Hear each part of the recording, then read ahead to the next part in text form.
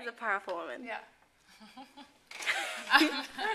So I think a powerful woman assigns her own worth,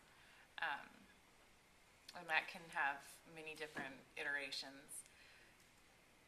I think that too often the image of a powerful woman just sort of is absorbed into the ideas of what a powerful man is. That said, a powerful woman may or may not occasionally wear a power suit. A woman is someone who is confident in who they are, confident in their decisions, and someone who is able to follow their heart even in the face of disagreement or dissent or people doing the opposite. If they feel it's right, if they believe in it with their heart, just being able to go for it and stand up in the face of that. Is somebody who is confident, who listens to herself and trusts her emotions and her feelings, that they're guiding her and telling her the right thing to do. And also someone who can be really vulnerable and take risks and put themselves out there in the world. There's a certain amount of elegance in being a powerful woman. There has to be some poise in it, and then enough of a sense of humor to realize that the situation in society is still skewed and we have to be able to roll with the punches.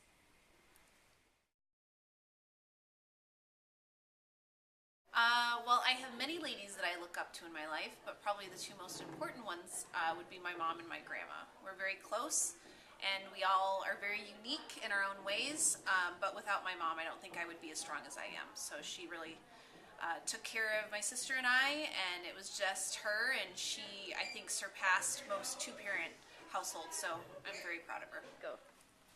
The reason why my mom is an inspiration to me is that she taught me how important it is for women to be independent and to have their own dreams and their own goals, and not let anybody, not just men, but let anybody get in the way with accomplishing those dreams. And I think that in my life I've always been told to, go for my dreams, and you can never reach too high, and I think that's something that my mom instilled in me, and I hope to instill in my kids if I ever have any.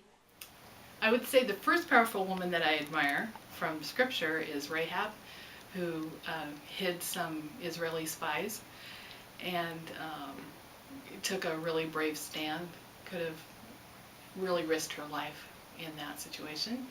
Current day person that I really admire is Hillary Clinton. I admire what she's done to advance herself politically, and I hope that maybe she'll be our next president. They can be allies to women by showing their little sisters how you treat women and being respectful to other women. So pretty much they can be like living examples of what men are supposed to be, which are gentlemen, respectful, nice, and stuff like that. Not saying because of your gender, these are your job expectations at home. Because of your gender, these are the expectations of what kind of personality you should have. Because of your gender, this is the way that you should dress or the way that you should be. But to be accepting of all different kinds of women and all different kinds of choices, and supporting that and being positive about it. I mean, you can't treat every woman like they're just like a big group. It depends on each and every individual, because at the end of the day, they're a person just like me. So, and then from there, it's like, don't try to be like trying to defend them all the time. Just be there. Okay. I have some things to say about this.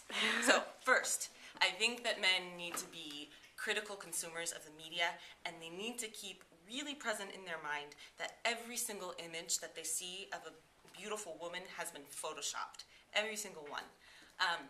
Second, I think that men need to listen and be really powerful listeners and understand, and just recognize our intelligence and wisdom.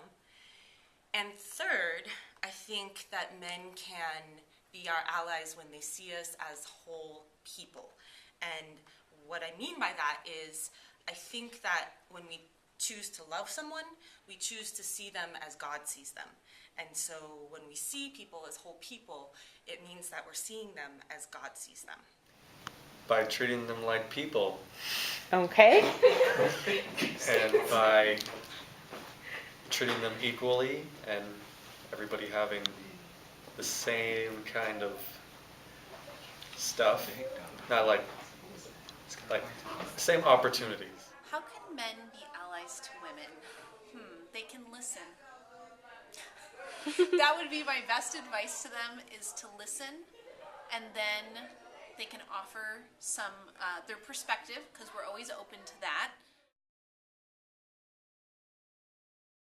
Like women could be allies to women by respecting other women for the human beings that they are. I feel like a lot of the times women disrespect each other and they get mad that men disrespect us, but how do you expect a man to respect you if you can't respect yourself, you know?